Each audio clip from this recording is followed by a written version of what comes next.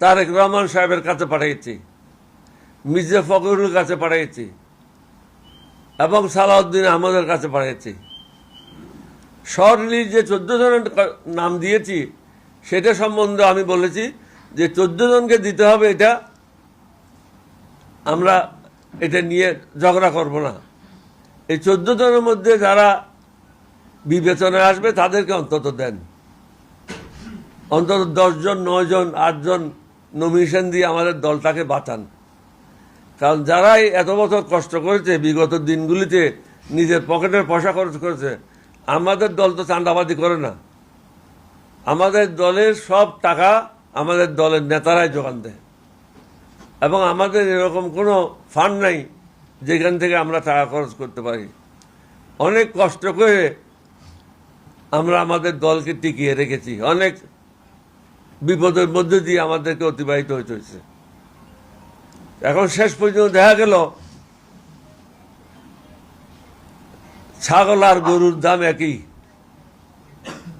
কোনো পার্থক্য নাই। এলডিপি-কে 2টা সিট দেওয়া হয়েছে, 2টা সিটের মধ্যে আমি বলবো একটা সিটেই দেওয়া হয়েছে।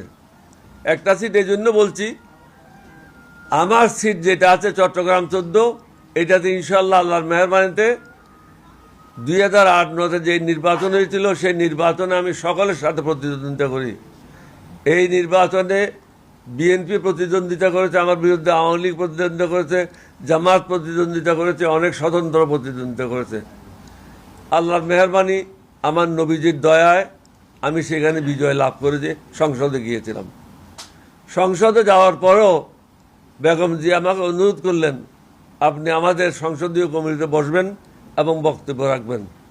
অর্থাৎ তিনি আমাকে একা থাকতে দেন নাই, ওনার সাথে থাকার জন্য সবসময় অনুরোধ করেছেন, আমিও না করি নাই। কিন্তু আজকে যখন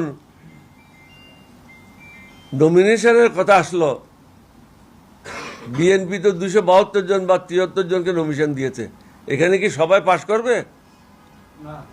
কখনো পাশ করবে না, এটা সম্ভব না। অন্য দলেও অনেকগুলি নমিনেশন দিয়েছে, তারা কি সব পাশ করবে? পাশ করবে না। আমাদেরকে যদি 10টা আসন দিত, আমাদেরও হয়তো 10টা আসনের মধ্যে সবাই পাশ করবে না, এটাই স্বাভাবিক। কিন্তু আমাদেরকে এভাবে অবমূল্যায়ন করাবে, এটা আমরা কল্পনাও করিনি। যখন বিএনপির বিপদের দিন ছিল, সবাই আমার বাসায় দৌড়ে আসতো, সবাই টেলিফোন করত। আপনারা হয়তো বিশ্বাস করবেন না, আজকে প্রায় 2.5 বছরের মতো বিএনপির কোনো নেতার সাথে আমার টেলিফোনে কথা হয় নাই। সামনাসামনি হয়তো কথা হয়েছে। তাদের কাছে যে আমি শর্ট লিস্টে দিলাম, এই শর্ট লিস্ট নিয়ে অন্তত আমাকে একটা টেলিফোন করে বলতে পারতো যে আপনার প্রতিনিধি পাঠান, আপনাদের সাথে বসে আমরা আলাপ আলোচনা করে এটা একটা সিদ্ধান্ত নেব। আমরা তো এরকম না যে আমরা বলছি যে আমাদেরকে 14টাই দিতে হবে, 12টা দিতে হবে, এরকম তো আমরা বলি নেই। অন্তত একটা সম্মানজনক 8-9টা আসন দিলেও আমাদের দলটা টিকে যাবে। তারা যদি চায় আমাদের দলটা ভেঙে দেওয়ার জন্য, এটা ভিন্ন। আমার এখন ধারণা হচ্ছে তাদের মধ্যে অনেকে চায় এলডিপি যেহেতু আমাদের ছেড়ে চলে গেছিল একদিন, তাদেরকে শাস্তি দিতে হবে। যার কারণে মূলত একটা আসন দিয়েছে, সেটা হলো চান্দিনা। কারণ চান্দিনাতে রিদওয়ান আহমদ 2008-9 সালের নির্বাচনে জিতে আসতে পারে নাই। আমরা শুধু একটা সিটে পেয়েছিলাম, যেটা চট্টগ্রাম 14। কথা কম বলো না। সুতরাং আজকের এই পরিস্থিতিতে কালকে প্রথমবার প্রত্যেক প্রেসিডিয়াম সদস্য উপস্থিত ছিল, কোনো প্রেসিডেন্ট সদস্য অনুপস্থিত ছিল না। প্রেসিডিয়াম সদস্যের বাইরে 2 জন বিশেষ আমন্ত্রিত নেতা ছিল। একজন হলো জনাব মাহে আলম ভাইস প্রেসিডেন্ট, আর এক হলো আমাদের যুগ্ম মহাসচিব বেলাল হোসেন মিয়াজি। কারণ তারা 2 জনই প্রার্থী। দীর্ঘ প্রায় 4 ঘন্টার কাছাকাছি আলোচনা হয়েছে। আলোচনা শেষে রিদওয়ান আহমদ সাহেব একটা প্রস্তাব রাখলেন যে এলডিপি আমরা এককভাবে নির্বাচন করব। আমরা কোনো জোটের সাথে থাকব না। এখানে যদিও আমাদের মধ্যে আলাপ বিভিন্নভাবে হয়েছে, তখন কিন্তু সবাই একমত হয়ে দস্তখত করেছে। আমার কাছে কাগজটা আছে, মিনিটশিট আমি বানিয়ে নিয়েছিলাম, যে সবাই লিখেছে।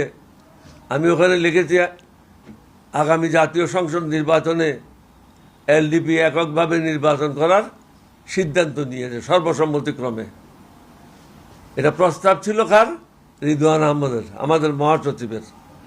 আমি সবাইকে অনুরোধ করি, মহাসচিবের এই প্রস্তাবে আমরা সবাই রাজি হয়ে দলটাকে বাঁচাই, এবং আমাদের যে নেতারা এতদিন পর্যন্ত আশা আকাঙ্ক্ষা নিয়ে বসে আছে একটা নির্বাচনে অংশগ্রহণ করবে, তাদেরকে এই সুযোগটা দেওয়া উচিত। পাস করবে বা ফেল করবে এটা আল্লাহ রব্বুল আলমিন জানে, এটা কেউ জানে না। আমার ভাগ্য নির্ধারণ কেউ কোনো ব্যক্তি করবে না, আমার ভাগ্য নির্ধারণ করবে আল্লাহ রব্বুল আলমিন। আমি সেটাই বিশ্বাস করি। আমাদের যারা আজকে প্রেসিডিয়াম সদস্যরা এখানে সবাই উপস্থিত আছে। রিদওয়ান আহমদ সাহেব কোনো বিশেষ কাজে অন্য জায়গায় গিয়েছে শুনলাম।